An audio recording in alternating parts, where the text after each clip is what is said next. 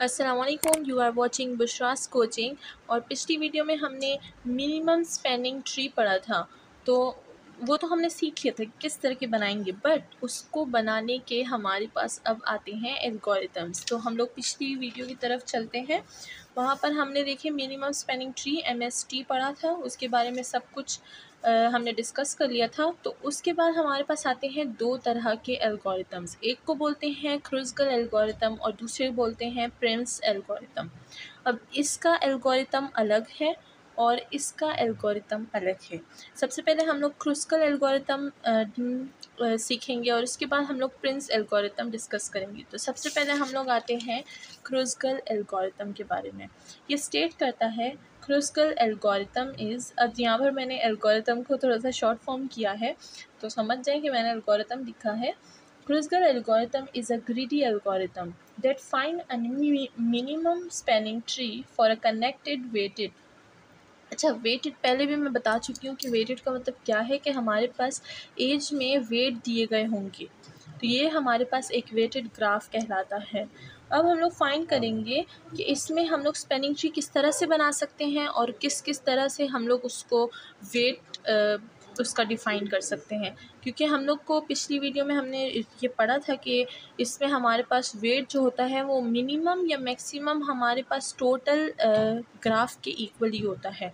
तो ये हमने यहाँ पर स्टेटमेंट, वही नॉर्मल सी स्टेटमेंट है, to find a tree of that graph which include every vertex and the total weight of all the edge in the tree is less than और equal than to every possible spanning tree. अब इस line को अभी भी मैंने confirm कर दिया आप लोग के लिए। तो यहाँ पर हमारे पास एल्गोरिथम है और उसके लिए हमारे पास 4 स्टेप्स हैं कि किस तरह हम लोग एल्गोरिथम के ज़रिए स्पेनिंग ट्री बनाएंगे। तो देखिए, पहले हमारे पास क्या है, arrange all the edge of the word given graph. Graph हमारे पास V और E आता है, यानी वर्टिसेस और एजेस इन असेंडिंग ऑर्डर। सबसे पहले हम लोग क्या करेंगे, जो हमारे पास गिवन ग्राफ है, अब देखें गिवन ग्राफ तो मैंने बना चुकी हूँ कि गिवन ग्राफ कैसे है, पिछली अभी मैं वो आप लोग को दिखाऊंगी। तो गिवन ग्राफ जो आप लोग को दिया गया होगा, पहले हम लोग उसके वर्टिसेस को एक टेबल में अरेंज करेंगे, उसके बाद उसके वेट्स को अरेंज करेंगे।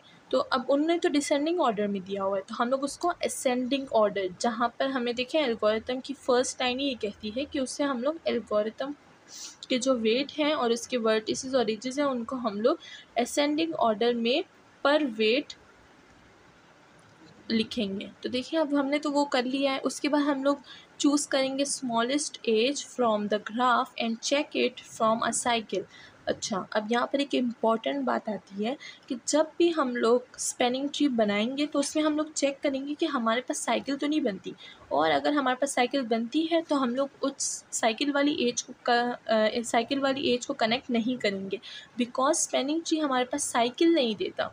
सही है ना। तो ये बात ज़रा ध्यान में रखने वाली है कि कभी भी ऐसा ना हो कि आप बोलें कि भाई ये तो एल्गोरिथम के मैंने एल्गोरिथम को फॉलो किया है और फिर भी मेरा स्पेलिंग ट्री ख़राब है। तो ठीक है, यहाँ पर उन्होंने बताया कि अगर साइकिल होगी तो उस एज को हम लोग अवॉइड करेंगे, उस एज को हम लोग इंक्लूड नहीं करेंगे।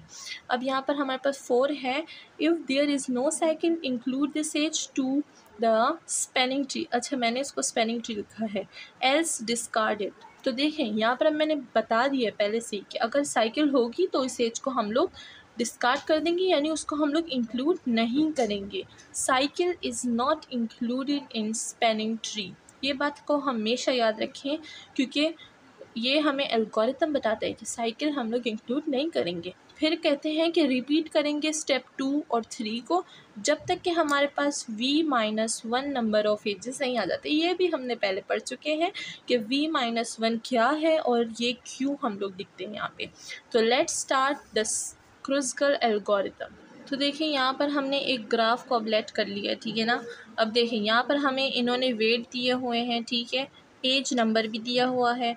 तो अब हमें यहाँ पे क्या करना है, सबसे पहले यहाँ पर हमें बताया गया है कि पहले हम लोग को असेंडिंग ऑर्डर करना है, किस चीज़ का, पर वेट। अब देखिए, मैंने इसको ना, ये सारे, ये देखें, ये मैंने ना ज़रा आप लोग के लिए अंडरलाइन कर दिया है।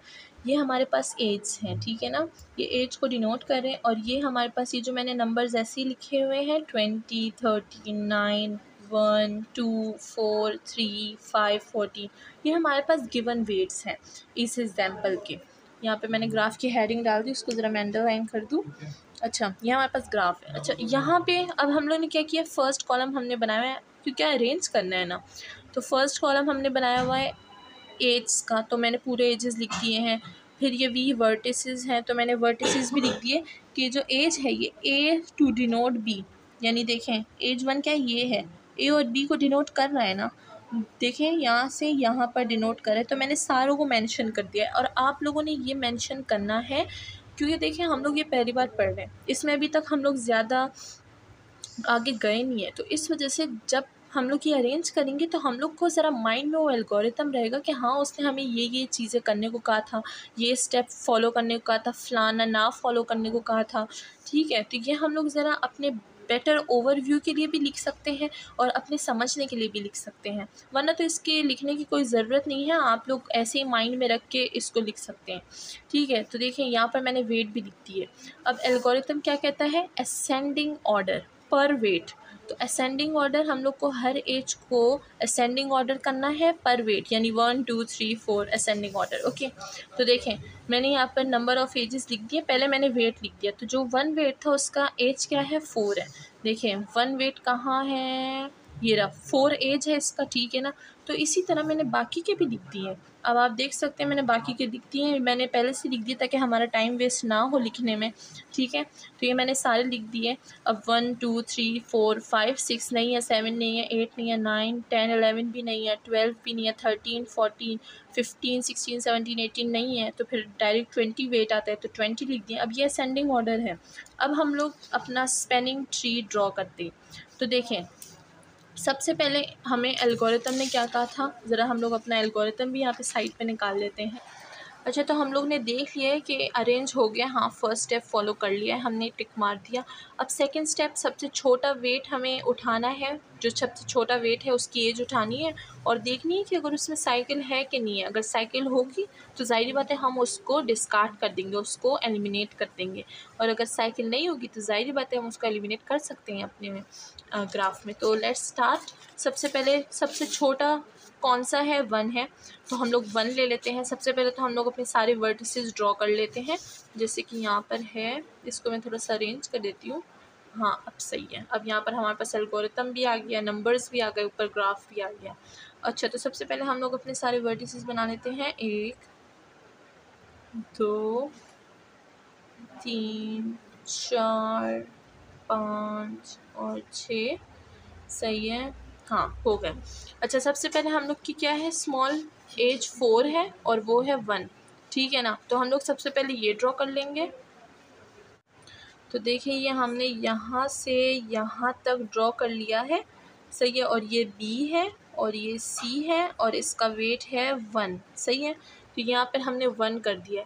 अब हम लोग देखेंगे कि इसके बाद जो हम लोग एज आ रही है ड्रॉ करने की, ये यहाँ पर आ रही है, यहाँ पर आ रही है और यहाँ पर आ रही है, ठीक है ना। तो हम लोग देखेंगे जिसका सबसे छोटा वेट है हम लोग वो चूज़ करेंगे, सही है। तो यहाँ पर हमारे, तो हम देख सकते हैं कि यहाँ पर है 9 वेट, यहाँ पे 2 वेट है, यहाँ पे 3 वेट है। तो देखिए सबसे छोटा वेट कौन सा है, यहाँ पर 2 वेट आ रहा है।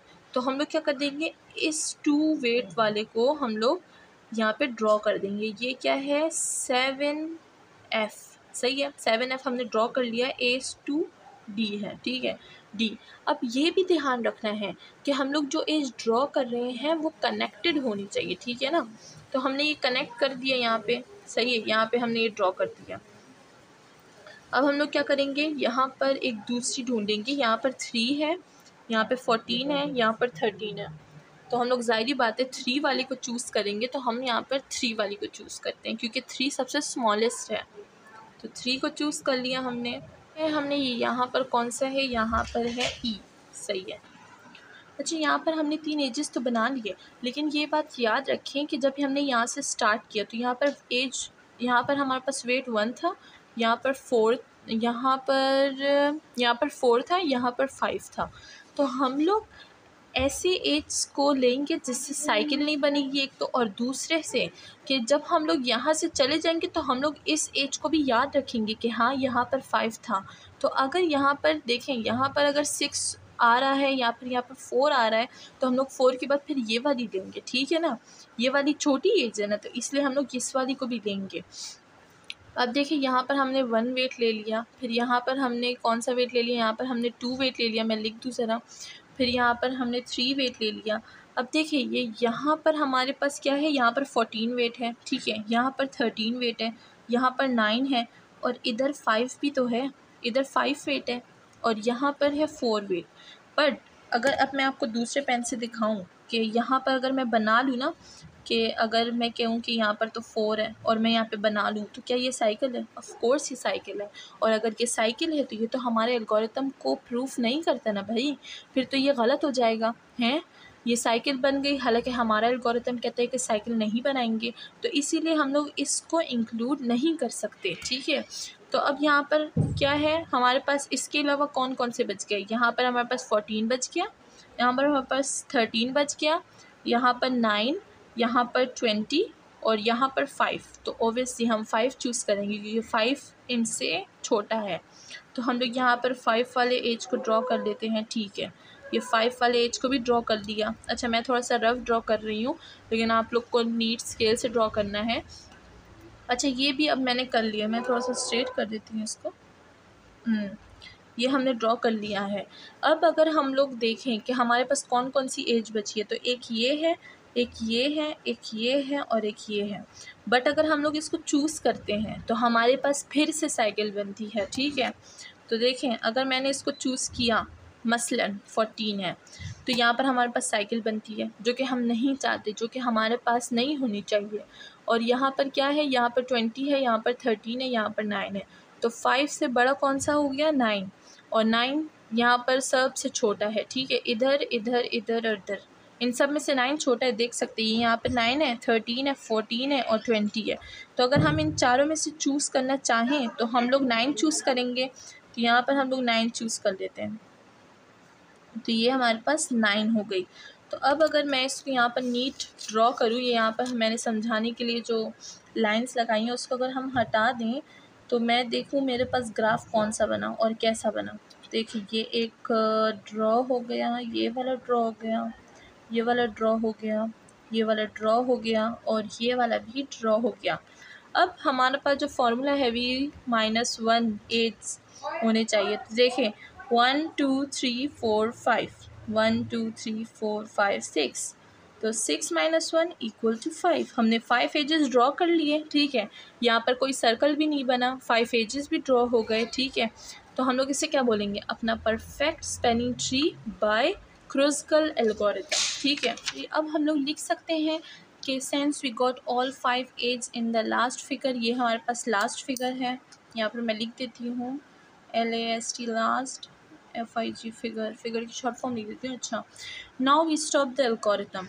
अब हम लोग इसके जो हमारे पास वेट हैं वो कैलकुलेट करेंगे। तो ये वाले का 5 था, इसका 1 था, इसका 2 था, इसका 3 था, इसका 9 था। तो यहाँ पर मैंने मेंशन कर दिया है 1 3 5 9 प्लस, तो हमारे पास ये 20 बनता है। और ये यहाँ पर आप देख सकते हैं कि हमारे पास जो हाईएस्ट वेट था मिनिमम, वो ये हमारे पास 20 था।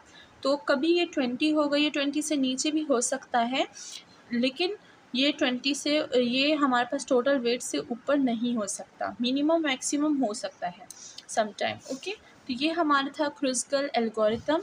If you have any problem then please ask, and please like and subscribe my channel. Thank you.